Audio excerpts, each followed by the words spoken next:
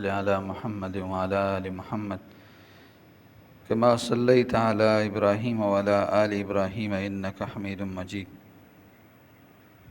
اللهم بارك على محمد وعلى آل محمد كما باركت على إبراهيم وعلى آل إبراهيم إنك حميد مجيد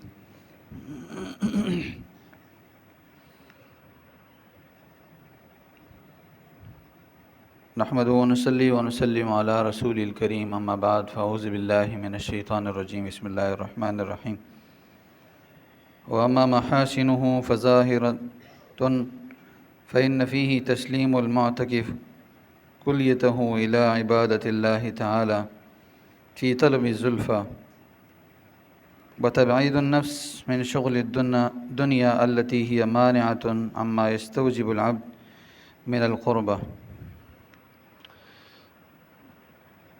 مصنف علیہ رحمہ فرماتے ہیں اعتکاف کی آداب بیان کرنے کے بعد اب فرما رہے ہیں کہ اعتکاف کا حسن کیا ہے، یعنی اعتکاف کے اندر کیا کیا چیزیں لازمی ہے۔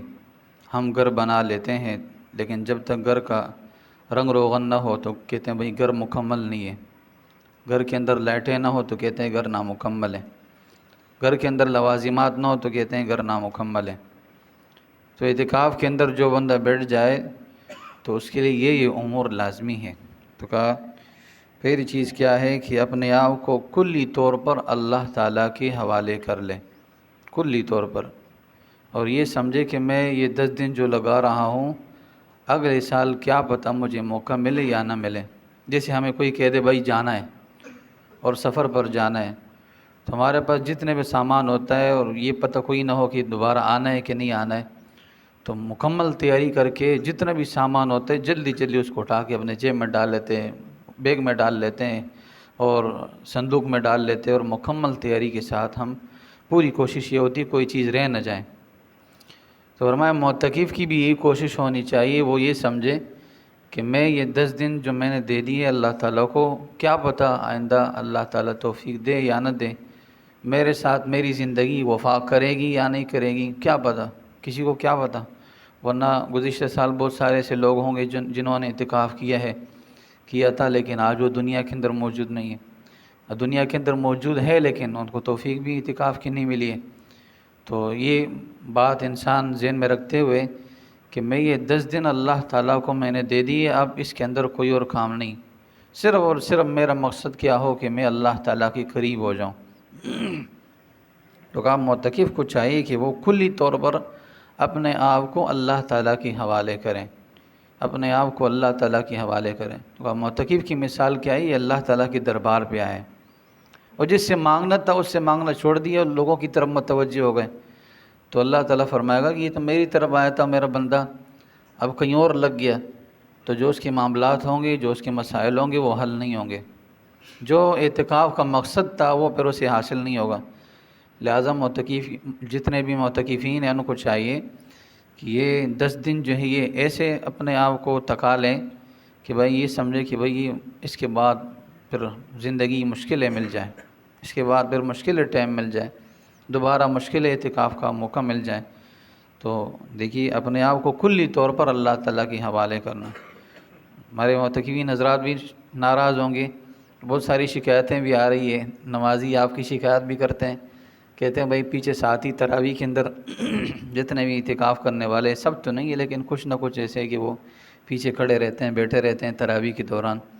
تو دیکھیے مسجد میں آپ آ گئے تو اب جو ہے آپ نے عبادت مکمل طور پر کرنی ہے، آپ کو دیکھتے ہوئے لوگ عبادت شروع کر لیں، یہ نہ ہو کہ آپ کو دیکھتے ہوئے لوگ آپ پر اعتراض کر لیں، ٹھیک ہے؟ تو اس کا مطلب کیا ہوا، فائدہ کیا ہوا کہ آپ مسجد میں اب آپ کو اللہ نے بلا لیا لیکن پھر بھی آپ کی جو ہے وہ نافرمانی اتنی بڑھ گئی کہ نماز کھڑی ہے، جماعت کھڑی ہے اور آپ جو ہے باتیں کر رہے ہیں، تو یہ سراسر ناانصافی ہے۔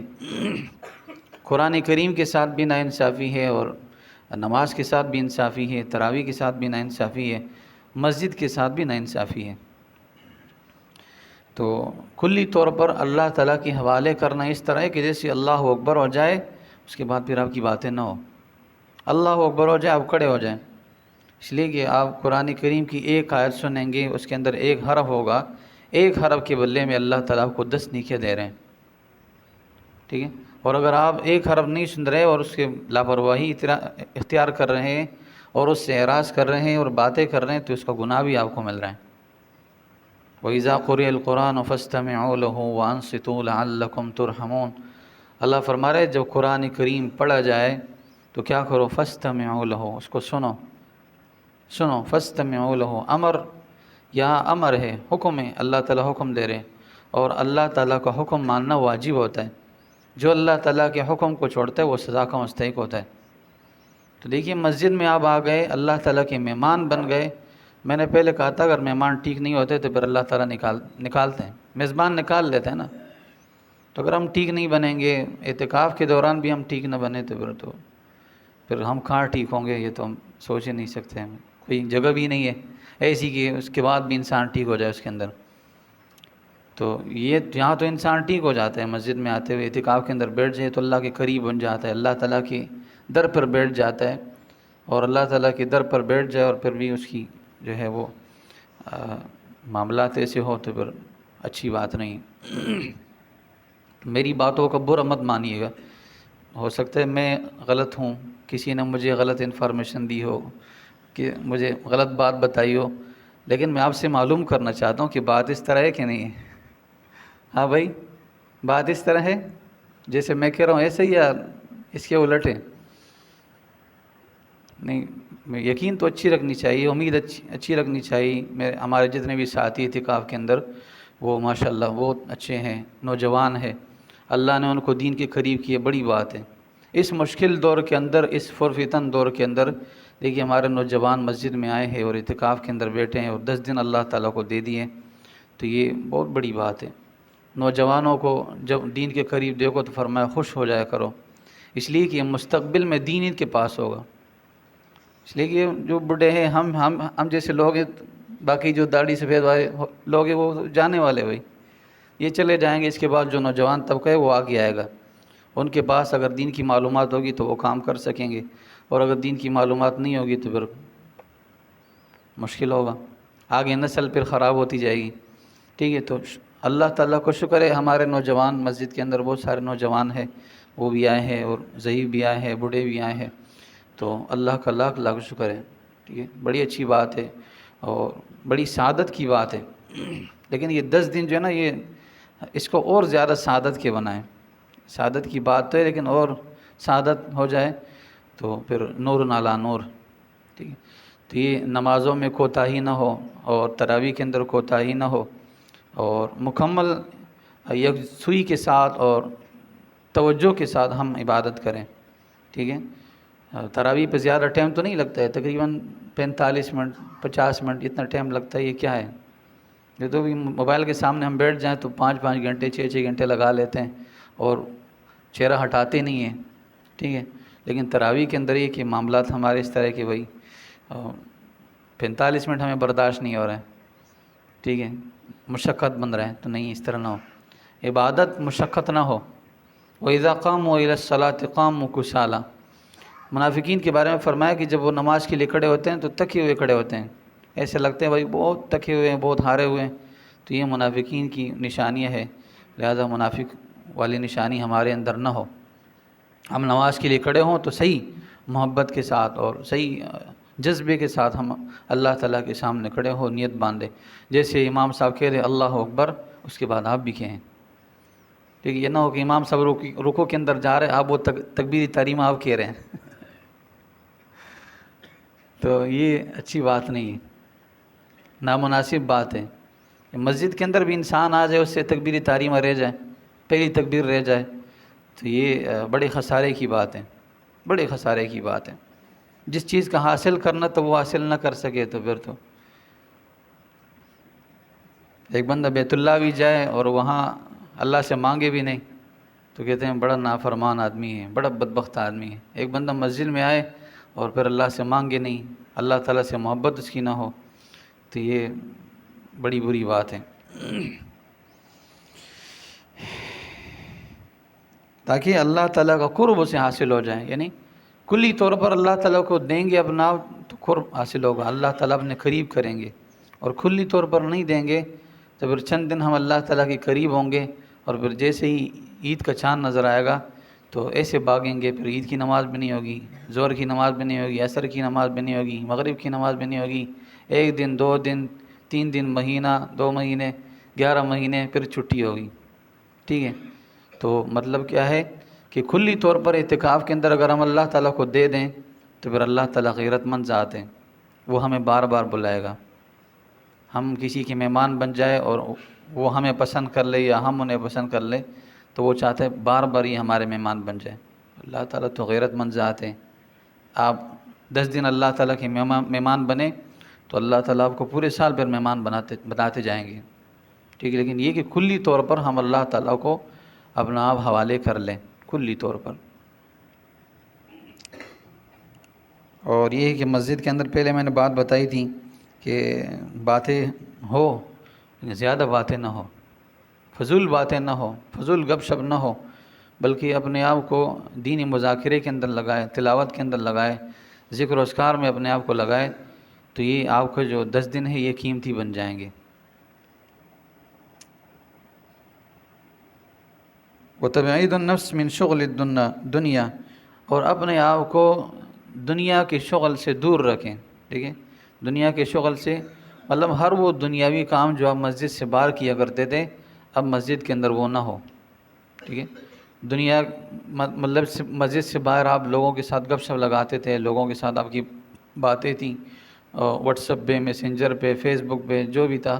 تو اب اعتکاف میں بیٹھنے کے بعد وہ آپ کے معاملات، کنیکشن، رابطے ختم ہو جائیں. ٹھیک ہے. اور اعتکاف میں بیٹھنے کے بعد جو باہر کے ساتھی ہیں ان کو بلائے بھی نہیں کہ بھائی آ جاؤ، میں مسجد کے اندر بیٹھا ہوں، اعتکاف ہے میری، اور گپ شپ لگا لیں گے مسجد کے اندر. تو نہیں، اس کو نہ بلائیں. اس کو کہیں بھائی ہمارے پاس ٹائم نہیں ہے، ہم نے 10 دن اللہ تعالیٰ کو دے دیے ہیں، اب ہم نے اس 10 دنوں کے اندر کام کرنا ہے نا، کام کرنا ہے. 10 دن کے چلے جائیں اور کام نہ ہو تو پھر تو کہا دنیا کے شغل سے اپنے آپ کو مکمل دور کر لیں. دنیاوی شغل سے، دنیاوی جتنے بھی کام کاج ان کو اپنے آپ سے دور رکھے، بالکل ان کے بارے میں سوچے بھی نہیں. اس لیے علماء نے لکھا ہے کہ جو بندہ تجارت کرنے والا ہو مسجد کے اندر، پھر وہ اعتکاف کے اندر بیٹھتے ہوئے تجارت کی بات نہ کرے، کسی کے ساتھ خرید و فروخت نہ کریں. ٹھیک ہے. اس لیے کہ 10 دن اس نے اللہ کو دیے اور کھلی طور پر دے دیں.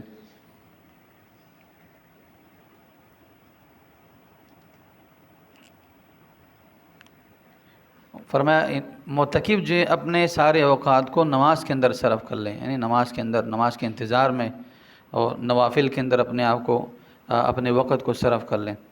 گزشتہ درس کے اندر میں نے صلاۃ تسبیح کے بارے میں بتایا تھا کہ دیکھیں صلاۃ تسبیح حضور نبی کریم صلی اللہ علیہ وسلم حضرت عباس رضی اللہ عنہ سے فرماتے ہیں کیا میں تمہیں ایک چیز نہ بتاؤں جو تمہارے لیے دنیاوی لحاظ سے، اخروی لحاظ سے، ہر لحاظ سے فائدہ مند ہو.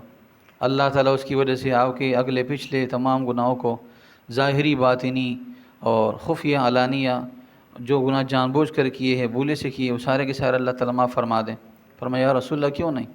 فرمایا یہ 4 رکعات نوافل صلاۃ تسبیح پڑھ لیا کریں دن میں 1 مرتبہ. دن میں 1 مرتبہ نہ ہو تو ہفتے میں، ہفتے میں نہ ہو تو مہینے میں، اور مہینے میں نہ ہو تو سال میں، اور سال میں نہ ہو تو پوری زندگی 1 مرتبہ پڑھ لیا کریں. اللہ تعالیٰ اس کی وجہ سے آپ کے گناہوں کو معاف فرما دیں گے. تو بہت سارے ساتھی تھے وہ اعتکاف جو صلاۃ تسبیح اس کے بارے میں پوچھ رہے تھے بھائی کس طرح پڑھیں، طریقہ کیا ہے؟ تو اس کا طریقہ 2 طریقے ہیں. ایک طریقہ تو یہ ہے کہ نیت آپ نے باندھ لی 4 رکعت صلاۃ تسبیح نفل کی، تو ثنا پڑھیں گے، سورہ فاتحہ پڑھیں گے، اور اس کے بعد سورت پڑھیں گے. اس کے بعد 15 مرتبہ تیسرا کلمہ پڑھیں گے، سبحان اللہ والحمد للہ ولا الہ الا اللہ واللہ اکبر ولا حول ولا قوة الا باللہ العلی العظیم. لیکن یہ ترتیب تھوڑی سی مشکل ہے. ٹھیک ہے. اس کے حدیث کے نیچے دوسری ترتیب بھی بتائیے. وہ ترتیب یہ ہے جو مجھے اچھی لگی، وہ یہ کہ جیسے ہم ثنا پڑھتے ہیں، ثنا سبحانک اللہم وبحمدک وتبارک اسمک وتعالی جدک ولا الہ غیرک، تو اس کے بعد 15 مرتبہ ہم کیا کریں، سبحان اللہ والحمد للہ ولا الہ الا اللہ واللہ اکبر ولا حول ولا قوة الا باللہ العلی العظیم. یہ مکمل پڑھیں. حدیث میں فرمایا یہ بھی ساتھ میں پڑھ لیں، یہ زیادہ بہتر ہے. بعض لوگ ہوتے ہیں نا وہ صرف یہ پڑھ لیتے ہیں سبحان اللہ والحمد للہ ولا الہ الا اللہ واللہ اکبر، اس طرح پڑھ لیتے ہیں. تو مکمل جو تیسرا کلمہ ہے وہ پورا پڑھ لیں. فرمایا یہ سب سے زیادہ بہتر ہے، سب سے زیادہ بہتر یہ ہے، اس لیے کہ اس کے اندر اللہ تعالیٰ کی کبریائی، اللہ تعالیٰ کی عظمت اور اللہ تعالیٰ کی بڑائی بیان کی جا رہی ہے مکمل طور پر. ٹھیک ہے، تو یہ مکمل ہم پڑھ لیں. کتنی مرتبہ؟ 15 مرتبہ. اور پھر اس کے بعد ہم کیا کریں گے؟ اعوذ باللہ من الشیطان الرجیم، بسم اللہ الرحمن الرحیم، سورہ فاتحہ اور سورہ فاتحہ کے ساتھ کوئی سورت ملا لیں گے. اور پھر اس کے بعد ہم 10 مرتبہ پڑھیں گے. کیا پڑھیں گے؟ سبحان اللہ والحمد للہ ولا الہ الا اللہ واللہ اکبر ولا حول ولا قوۃ الا باللہ العلی العظیم 10 مرتبہ. اس کے بعد ہم رکوع میں جائیں گے، سبحان ربی العظیم پڑھیں گے 3 مرتبہ، اور پھر اس کے بعد یہ 10 مرتبہ پڑھیں گے. پھر رکوع سے اٹھیں گے اور سمیع اللہ لمن حمدہ ربنا لک الحمد یہ پڑھیں گے. پھر اس کے بعد 10 مرتبہ پڑھیں گے. پھر نیچے سجدے میں جائیں گے، سجدے میں جو تسبیحات ہیں وہ پڑھیں گے، سبحان ربی الاعلیٰ، اور پھر اس کے بعد جو ہے یہ 10 مرتبہ پڑھیں گے. سجدے سے اٹھنے کے بعد 2 سجدوں کے درمیان جو جلسہ اس کو کہتے ہیں، بیٹھنا ہوتا ہے، اس کے درمیان بھی ہم 10 مرتبہ پڑھیں گے. ٹھیک ہے، پھر سجدے میں جائیں گے، پھر سجدے میں 10 مرتبہ پڑھیں گے. تو یہ کتنے ہو گئے؟ ہر رکعت میں 75 مرتبہ ہو گئے. ٹھیک ہے، 75 جانتے ہیں؟ 75. تو بہت سارے ساتھی ہوتے ہیں وہ 75 بھی نہیں جانتے ہیں، اردو ہم نہیں جانتے نا. تو 75 ہر رکعت میں آپ نے 75 مرتبہ پڑھنا ہے. تو کل کتنے ہو جائیں گے؟ 75 4 مرتبہ کر لو، کتنے ہو جائیں گے؟ 300 ہو جائیں گے. ہاں تو 300 چاروں رکعتوں کے اندر آپ کے 300 ہو جائیں گے. اور ایک بات یاد رکھ لیں کہ اگر آپ دن کو پڑھتے ہیں، حدیث میں نے بات پڑھی کہ اگر آپ دن کو پڑھتے ہیں تو پھر 4 رکعت پڑھیں، مطلب 4 رکعت ایک ساتھ پڑھیں. اور اگر آپ رات کو پڑھتے ہیں صلاۃ تسبیح تو پھر 2 رکعتیں پڑھیں، 2 رکعتیں. اس لیے حدیث میں فرمایا صلاۃ اللیل مثنی مثنی، رات کی جو نماز ہے، جو نوافل ہے، وہ 2 رکعتیں ہیں. تو آپ 2 بھی پڑھ سکتے ہیں، 4 بھی پڑھ سکتے ہیں، آپ کو اختیار ہے. ٹھیک ہے، آسانی ہو جائے گی. اس لیے کہ 4 رکعت کی نیت جب ہم مانتے ہیں تو تھوڑا مشکل ہو جاتے ہیں. ہمارے بوڑھے ہوتے ہیں، ضعیف ہوتے ہیں، تو ان کے لیے کھڑا ہونا مشکل ہو جاتے ہیں. صلاۃ تسبیح میں ٹائم بھی لگتا ہے. ہمارے ایک ساتھی نے اس دن نماز پڑھی، کہا یار بہت مشکل ہے. میں نے کہا نیت ختم کر کے بس چھوڑ لیتا ہوں. میں نے کہا آسان کام بھی تو نہیں ہے، جنت حاصل کرنا اور اللہ تعالیٰ کی انعامات کو حاصل کرنا یہ آسان کام بھی تو نہیں ہے، مشکل بھی ہے. ٹھیک ہے، تو تھوڑی سی مشقت برداشت کرنی پڑے گی، لیکن فائدہ بہت ہوگا. حضور نبی کریم صلی اللہ علیہ وسلم کی حدیث پر عمل بھی ہو جائے گا، اللہ تعالیٰ کی گناہوں کو معاف بھی فرما لے گا. تو اپنی معتکفین جو ہے وہ اپنی اوقات کو جو ہے نمازوں کے اندر لگا لیں، نماز کے انتظار میں بیٹھیں. فرمایا نماز کے انتظار میں بیٹھنا یہ بھی عبادت ہے، نماز ہی ہے. جو بندہ نماز کے انتظار میں بیٹھتا ہے گویا اس طرح کہ وہ نماز پڑھ رہا ہے، اس کو نماز کا ثواب مل رہا ہے. ٹھیک ہے، تو مسجد میں یکسوئی کے ساتھ اور دل لگی کے ساتھ بیٹھیں اور توجہ کے ساتھ یہ سمجھے کہ میں ابھی اللہ تعالیٰ میری طرف متوجہ ہیں اور میں اللہ تعالیٰ کی طرف متوجہ ہوں، لہٰذا اپنے معاملات حل کرائیں، اپنے مشکلات حل کرائیں. ٹھیک ہے، تو یہ باتیں لازمی ہیں.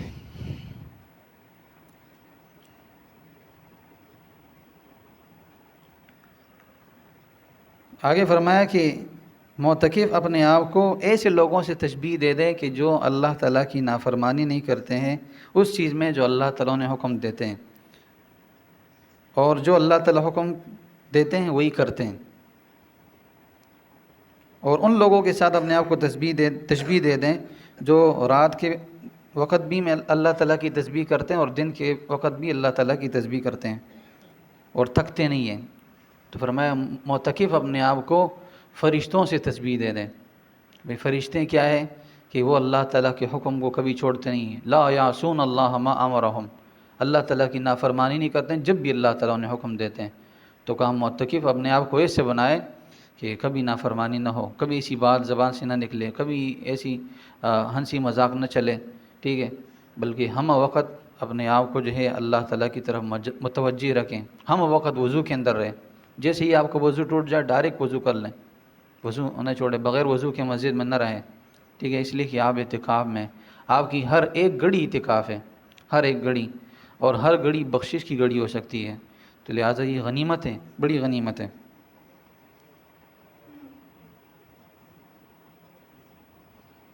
آگے فرمایا اشتراط الصوم فی حقہ، فرمایا معتکف کے لیے لازمی ہے کہ وہ روزہ بھی رکھے، یعنی بغیر روزے کے اعتکاف نہیں ہے۔ اگر کسی آدمی نے روزہ توڑ لیا کسی بیماری کی وجہ سے، عذر کی وجہ سے، تو اس کا اعتکاف بھی ٹوٹ جائے گا، ٹھیک ہے؟ اعتکاف پھر اسے ایک دن کی قضا کرے گا۔ والصائم ضیف اللہ تعالیٰ، آگے فرمایا کہ روزہ دار یہ اللہ تعالیٰ کا مہمان ہوتا ہے۔ روزہ دار اللہ تعالیٰ کا مہمان ہوتا ہے اور معتکف بھی اللہ تعالیٰ کا مہمان ہوتا ہے، تو ڈبل مہمان ہے۔ معتکف کیا ہے؟ ڈبل مہمان ہے، یعنی اس کو ڈبل سعادتیں اللہ تعالیٰ نے دی ہے، لہٰذا اس کی قدردانی کرتے ہوئے معتکف اپنے آپ کو مکمل اللہ تعالیٰ کی عبادت میں لگائے اور مکمل اپنے وقت کو اللہ تعالیٰ کی عبادت میں صرف کرے، اور جو ہے اپنے ساتھیوں کو بھی لگائے، ٹھیک ہے؟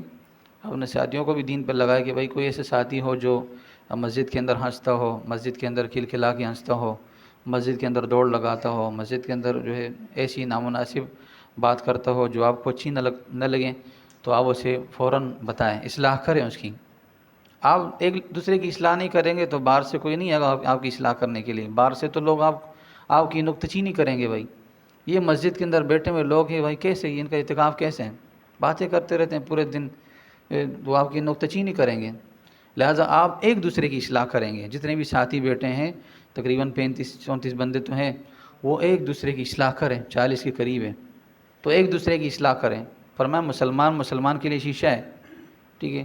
میں شیشے کے اندر دیکھتا ہوں تو شیشہ مجھے بتاتا ہے بھائی میرے چہرے کے اندر فلاں جگہ پر نشان ہے، فلاں بال صحیح نہیں ہے، بال ٹھیک کر لو، تو سارا بتا لیتے ہیں۔ تو جو شیشہ اس کام کا نہیں ہے، اس کے اندر چہرہ نظر نہ ہے، تو شیشہ پھینک دیا جاتا ہے نا کچرے کے اندر۔ تو کہا مسلمان کے لیے شیشہ ہے، جو مسلمان دوسرے مسلمان کی اصلاح نہ کرے وہ مسلمان نہیں ہے۔ جیسے شیشہ وہ شیشہ نہیں رہتا نا، اگر وہ انسان کے چہرے کی اصلاح نہ کرے، کہتے بھائی یہ کام کا نہیں ہے، اس کا خراب ہو گیا شیشہ، لہٰذا اس کو توڑ دو، پھینک دو۔ تو لہٰذا ایک دوسرے کی اصلاح آپ خود کریں، آپ ساتھی ایک دوسرے کے اہل ہیں۔ ابھی میں نے پہلے بھی بات کہی تھی کہ ہر ایک جگہ پر رہنے والے لوگ وہ سارے ایک دوسرے کے اہل ہوتے ہیں، لہٰذا ایک دوسرے کی اصلاح آپ خود کریں۔ ایک دوسرے کے اندر کوئی عیب دیکھیں، کوئی بات دیکھیں تو نرمی کے ساتھ اور محبت کے ساتھ اسے سمجھائیں، تو یقیناً اگر آپ اس طرح کام کریں گے تو اللہ تعالیٰ آپ کی بھی اصلاح فرمائے گا، اس کی بھی اصلاح فرمائے گا۔ اللہ سے دعا ہے اللہ تعالیٰ میں تمام باتوں کو سمجھنے کی توفیق عطا فرمائے۔ وآخر دعوانا ان الحمد للہ رب العالمین۔